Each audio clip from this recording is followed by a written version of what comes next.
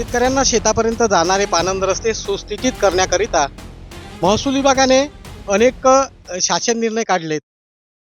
महाराष्ट्र शासन या निर्णयाबाबतीत शेतकऱ्यांना रस्ते देण्याबाबतीत सकारात्मक अ, असताना सुद्धा शेतकऱ्यांना अजूनपर्यंतही शेतात जाण्याकरिता पाणंद रस्ते मिळालेले नाहीत. या संदर्भात आपण विष्णुराय येथील शेतकऱ्यांशी रस्त्यासंदर्भात असलेल्या समस्या जाणून घेऊन रस्त्यामुळे त्यांच्या पिकाचे कशा प्रकारचे नुकसान होते याबाबतीत जाणून घेऊया. हे सोयाबीनची गंजी रस्ता नसल्याच्यानं आतापर्यंत सोयाबीनची गंजी राहिली. याच्या अगोदर आंब्या होता, 2-4 लाख रुपये आंब्याचे झाले असते. संत्रा झाडा आहे माझ्याजवळ, 400 झाडं आहे. ह्या रस्त्याच्यानं व्यापारी ये नाही तर 400 झाडं पुरे जाग्यावर गेले आंब्या बहार.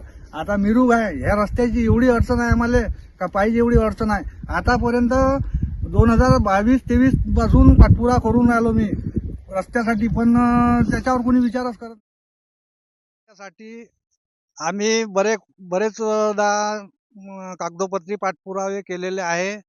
2022-23 कृती आराखड्यात पाणंद रस्त्याचा तयार केलेला आहे आणि तो जिल्हा परिषदमध्ये सुद्धा गेला आहे, तिथून मंत्रालयातही गेला आहे. अजूनही दखल घेतलेली नाही आहे. करून द्यावं शासनानं.